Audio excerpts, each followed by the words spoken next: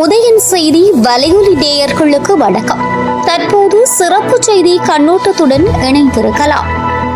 பாரதிய ஜனதா கட்சியின் மூத்த தலைவர்கள் அனைவரும் மத்திய மந்திரிகளாக பதவியேற்று இருப்பதால் கட்சியின் அடுத்த தலைவர் யார் என்கின்ற கேள்வி மிகுந்த எதிர்பார்ப்பை ஏற்படுத்தியுள்ளது.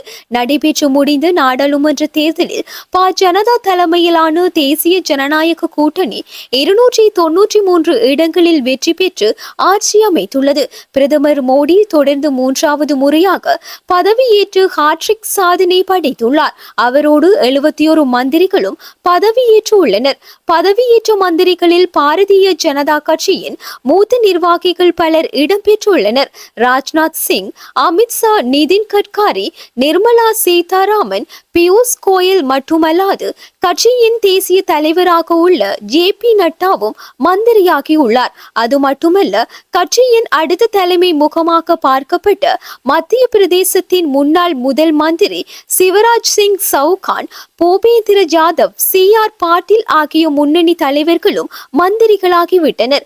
பாரதிய ஜனதா கட்சியை பொறுத்தவரை ஒருவருக்கு ஒரு பதவி என்கிற சூத்திரமே பொதுவாக இருந்து வருகிறது. இதன் அடிப்படையில் ஜே.பி. நட்டாவிடம் இருந்து கட்சியின் தேசிய தலைவர் பதவி மாற்றப்படும் என தெரிகிறது. ஏற்கனவே அவரது தலைவர் பதவி காலம் முடிவடைந்துதான் இருந்தது. தேர்தலுக்காக நீடித்து கொடுத்திருந்தனர். இதனால் கட்சிக்கு புதிய தலைவரை நியமிக்க வேண்டியது அவசியமாகி இருக்கிறது.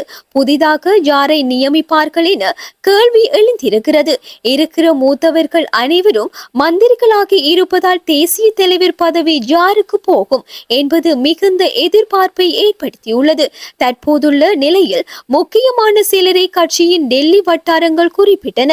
அதில் சுனில் பன்சால், வினோத் தாவ்டே, அனுராக் சிங் தாக்கூர் மற்றும் ஓம் பிர்லா ஆகியோர் குறிப்பிடத்தக்கவர்கள். சுனில் பன்சால் கட்சியின் வேகமான செயல் வீரராக பார்க்கப்படுகிறார். ராஜஸ்தானை சேர்ந்த இவருக்கு 54 வயதாகிறது.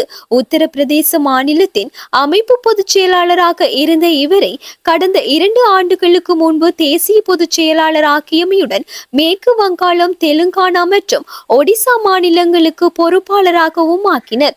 இவருக்கு தலைவர் பதவி கொடுக்க வாய்ப்பு இருக்கலாம் என கூறப்படுகிறது. இவருக்கு ஈடாக தேசிய பொதுச் செயலாளர் வினோத் தாவ்டேயும் பார்க்கப்படுகிறார். வினோத் தாவ்டே மராட்டியத்தை சேர்ந்தவர். 60 வயதாகிறது. பொது தேர்தல்களில் மக்களை கவரும் யுக்திகளை அமைப்பதில் வல்லவர் என கூறுகிறார்கள்.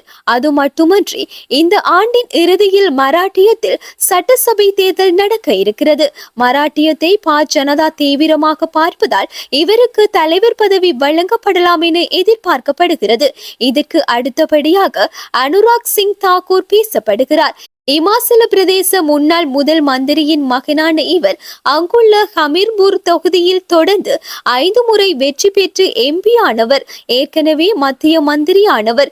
இந்திய கிரிக்கெட் கட்டுப்பாட்டு வாரிய தலைவராகவும் இருந்துள்ளார். இமாச்சல பிரதேசத்தை சேர்ந்த ஜே.பி. நட்டாவுக்கு மந்திரி பதவி வழங்கப்பட்டுள்ளதால் இவருக்கு வழங்கப்படவில்லை. இதனால் தேசிய தலைவர் பதவி வழங்கப்படலாம் என கூறப்படுகிறது. தலைவர் போட்டியில் இருக்கும் மற்றொருவர் ஓம் பிர்லா, 17வது மக்களவையை நடத்திய சபாநாயகர். ராஜஸ்தான் மாநிலத்தை சேர்ந்தவர். இவர் மந்திரி சபையில் பொறுப்பேற்கவில்லை. எனவே தேசிய தலைவராக வாய்ப்பு கிடைக்கலாம் என கூறப்படுகிறது. இந்த 4 பேரில் யாராவது ஒருவருக்கு தேசிய தலைவர் பதவி வழங்கப்படலாம் என கட்சி வட்டாரங்கள் தெரிவித்தாலும் ஜனதாவை பொறுத்தவரை யாருமே யூகிக்காத ஒருவரை பிரகடனப்படுத்தி ஆச்சரியப்பட வைப்பதையும் ஒரு பாணியாக வைத்துள்ளது என்பதையும் மறக்க வேண்டும் என நிர்வாகிகள் தெரிவித்தனர்.